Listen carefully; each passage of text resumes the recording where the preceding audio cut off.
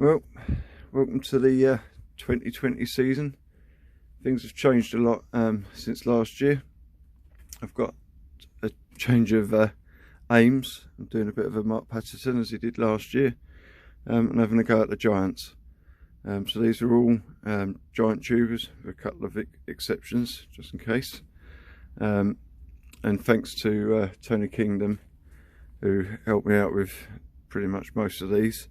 JJ for sending us some down, Robert Reed, and even Halls, although I had to pay for them. So we've got up to about 34 varieties here.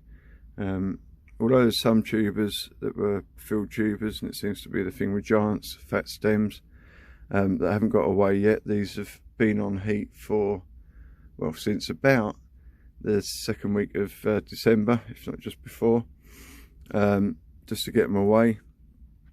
I've got quite a few.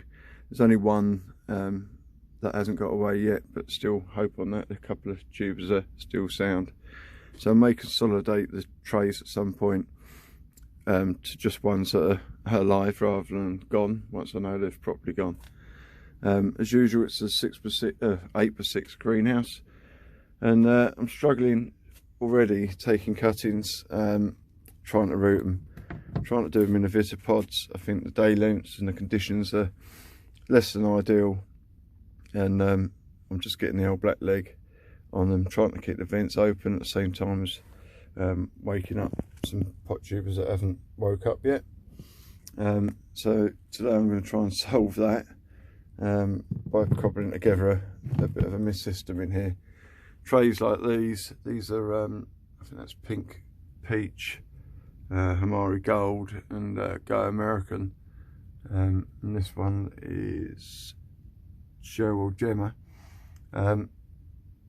Very well away, and they really don't need to be on heat. Overall, that's the list of varieties that I'm working on.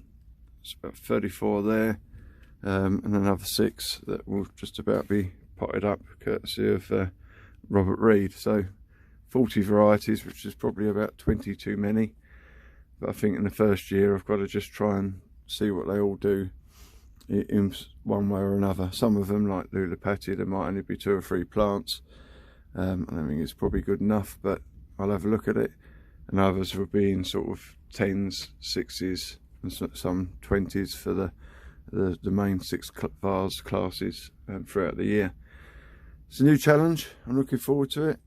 Whether it pay off, this year's a learning curve, and it's just about learning the varieties, and if I can get anywhere in any of the main classes, then that's goal achieved. Year after, I'll expect to have a better handle on it. So I'm going to try and cobble up this mist system, trying to avoid paying out big money for electronic leaves and rigid systems, because this greenhouse becomes a tomato greenhouse or whatever else it needs to be in the summer. So I'm going to use Gardena bits that I can get from work. Unfortunately, I don't have to pay for. So we'll see how that goes, but good luck to everyone this year. This is where I'm at, and hopefully we'll move forward from there. Right, so I've sort of done it. These are the drippers, or the misters. I've had to put them quite close because they might do a metre, but not from 2 foot away. So it's just the Gardena micro drip misters. There's 4 on that bench. They cover this Vitapod tray, so I'm going to try and leave it open so we get airflow and the mist. The timer's just a basic timer at the other end that will come on for 1 minute every 4 hours. So we'll give it a test. I've got some cuttings to take, and we'll see in 2 weeks' time whether it's actually working or not. Hopefully it'll be enough to rescue what's on the bench here, plus what I'll take going on. I just don't want to risk the tubers sort of collapsing where they've been going for so long, or will be by the time we get to April. I'd much rather just have a few mother plants off them first, and then I know I can get my sort of 6s and 10s easily from a few cuttings if I can get 3 or 4 rooted within the next 3-4 weeks, and it should be fine. So this turning on seems to be working alright. Just about timed it.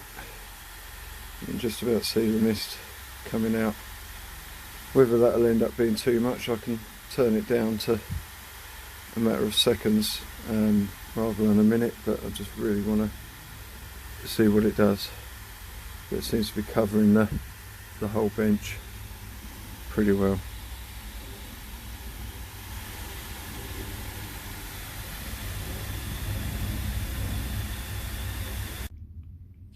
That's them done. It's just short of 80 cuttings there. I only had one 40 cell tray. The rest must be at work, so I'll use a 12 and put 3 in each hole. It should be all right. So 2 weeks from now we'll see if it actually works. I hope so. That's the 5th of February, a week later than when we tried the irrigation system. Got it a bit wrong to start with, coming on for a minute every 4 hours. When I got in here in the morning after I'd set it up, it all seemed alright until the morning, and the cuttings were floating in the tray. There's just too much water, so I've actually took it down to 15 seconds, which seems to be better. It's not accumulating water in the bottom, but I think it's still too wet.